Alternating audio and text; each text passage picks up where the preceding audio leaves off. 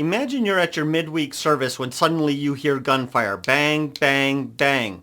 The radio comes alive and you hear another team member screaming, "Lockdown, lockdown, lockdown. We have an active killer in the front parking lot. We have an active killer in the front parking lot." You get up and you start running towards the front door. All around you, you have all these different classrooms in progress, right? You got children's ministry going on. You got the college ministry, young adults ministry going on. You have maybe a Bible studies, adult Bible studies through the building. And so you're just running as fast as you possibly can to get to the front door where the shooter is at. And when you get there, you discover you see two young ladies in the front. They're dead, been shot to death. And you also see the subject, the bad guy, has a self-inflicted gunshot wound and they've killed themselves. You later discover that this individual was actually staking out the parking lot, waiting for these women to arrive, specifically one of them, so that he could kill her. That's what we're going to be discussing today. We're going to be looking back at a situation that happened in Iowa in 2022. On June 2nd, 2022, Cornerstone Church in Ames, Iowa, was holding a Thursday night college worship service. Students were arriving. Some were already inside. Others were walking in from the parking lot.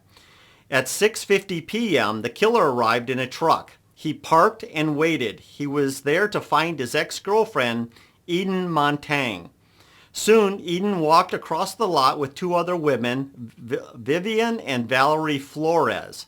As they approached the church, the subject got out of his truck armed with a 9mm handgun. He walked up to them and opened fire. He shot Eden Montang and Vivian Flores multiple times. Both women fell to the ground. Valerie ran for cover. She was not injured. After the shooting, the killer turned the gun on himself and died of a self-inflicted gunshot wound. The entire shooting only lasted seconds. Inside the church, people heard the shots, and off-duty police officer Commander Jason Tuttle was attending a meeting. He rushed outside. By the time he arrived, the shooter was down and both victims were dead. Law enforcement arrived minutes later and the scene was secure. No other people were hurt. As many of you know, 3 out of 4 violent attacks at churches begin outside, and that's why it's critical that we're not just inside patrolling, but we're also out in the parking lot, and we're patrolling it before, during, and after services and other events. And we're there watching for suspicious and potentially violent individuals. Let's talk about what our teams can do while we're patrolling that parking lot and what we should do if we see somebody that's suspicious sitting in a vehicle or out in the parking lot. So the first thing that we want to do is we want to observe. So I just kind of want to put you in that position. You're patrolling the parking lot. You see somebody sitting in a vehicle and they're just kind of sitting there. Before we do anything else, we're just going to take a moment to observe. There are a million different reasons why somebody could be sitting in the vehicle, right? They could be texting somebody. They could be borrowing our Wi-Fi. They could be waiting for somebody to come out. There could be a lot of reasons for them to be there. And so we're just going to watch for a minute. We're not going to approach. We're just going to watch from a distance. And we're looking for suspicious behavior. Are they fidgeting around? Are they looking around as if they're like seeing if the coast is clear? Or are they looking around like they're looking for somebody specific? Are they messing with their, something in the console of their vehicle or underneath the seat or in a bag or those kind of things? We're just looking for anything that kind of sticks out to us as unusual or potentially suspicious. The other thing that we can do is if you have a good camera system at your church, why not get on the radio and call out, say, hey, I got a suspicious person. He's in line 5, towards the back of the parking lot. And if you got a good camera system, your camera person could look at the monitor, maybe zoom in on that, and also give you some additional information about what's going there. If you do think, hey, this is a little bit suspicious, I think we need to approach this vehicle. What you're going to do at that time, of course, is we never, ever, ever, ever approach a suspicious person or potentially violent person without getting backup. So we're going to get on the radio and say, hey, I need somebody to come assist me. I think, I'm going to go ahead and approach this vehicle.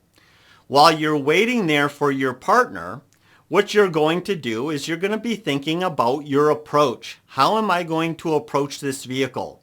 Things that we're going to be looking at is possibly, if I approach this vehicle, what are going to be my points of cover? Should I have to fall back, if they pull out a gun and start shooting, what are going to be my points of cover, right? So we're looking at vehicles, there's a nice engine block, there's a nice engine block, there's a nice engine block. Depending on what your parking lot looks like, maybe you have other concrete beams or you're in some sort of parking structure and you got concrete that you can hide behind, that kind of stuff. But we're looking at that. We're also considering, what about retreat? If I have to run, what's going to be my next, my best tactical withdrawal route, right? If me and my partner have to back up, how do we get out of here? So we're waiting for that. We're thinking about our approach. Another consideration on an approach, are we going to approach the vehicle from the behind, like you'd see law enforcement doing? Or are you going to approach it from the front?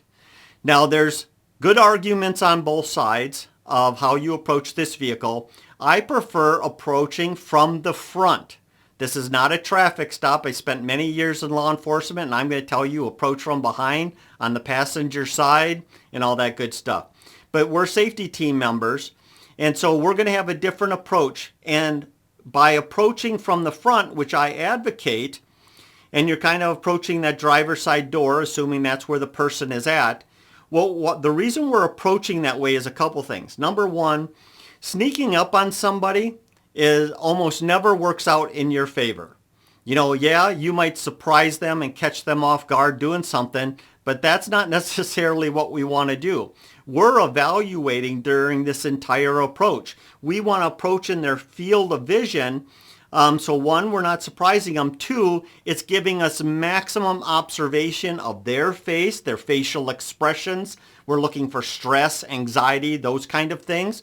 We're also seeing their upper body, and we start to see better their movement and even their hands. And so we're approaching this, we're approaching from that angle to get the maximum view on them. Now, we have an advantage that law enforcement doesn't have. Law enforcement has to make the approach for the most part. They can call for backup and all that kind of stuff. But my point is they've stopped the car. They're dealing with this person. For us, we have an advantage they don't. We're approaching that vehicle, and as soon as, the hairs stand up on your back of the head, something in your head tells you, hey, don't do this, this isn't good, or they start fidgeting around, or you're seeing those other behaviors, we can back off. We can immediately stop, turn around, and leave. And then call law enforcement, and law enforcement make that approach and make that that contact. And so that's why I advocate that approach. We approach from the front, we look at that, we see something we don't like, we have maximum view of them, we see something we don't like, we back off.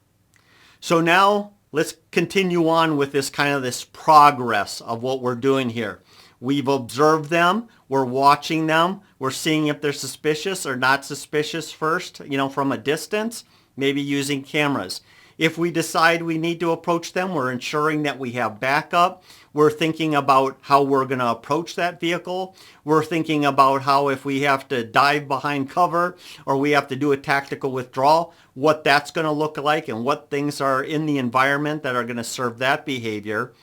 Now we're approaching them, we're watching them, we're looking for that agitation, we're looking for that anxiety, strong emotions, we're looking for shoving stuff or under the seat, or grabbing something out from under the seat or out of a bag, or anything that could tell us that it's bad, and we're contacting law enforcement. If we see any of that, we're backing off and calling law enforcement. But let's say we're not seeing any of that. So now we approach them and we make contact with them. Once again, it's contact cover. Let's put you in a position of where you're going to be talking to them, and your partner's kind of off at an angle in an overwatch position, ready to support you should something go bad. Now you make contact with them. And maybe it's simple as, hey, I'm Chris with, ABC Church.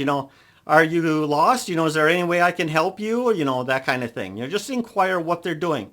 We're doing this as casually as possible. It's not accusatory. It's none of that kind of stuff. It's not aggressive. We're just there to help, right? And find out more. While we're interacting with them, we're evaluating all of those things that we're talking about before, the fidgeting, all those things that could be bad. If any of that occurs, once again, we're backing off, we're calling police and let them handle that call. Otherwise, we're engaging with them and having a conversation. And if everything just is fine and dandy and there's no problems, well, we're done, right? But if there's more there, like I said, we're backing off, we're calling police, let the police handle it. And so really, if I were going to sum up any of this, it's observe from distance. Anything suspicious, back off, call police. Make contact with the person. Anything suspicious doesn't make you feel right, back off and call police. That's it. When in doubt, back up and call police. If this has helped you, imagine what our full training can do.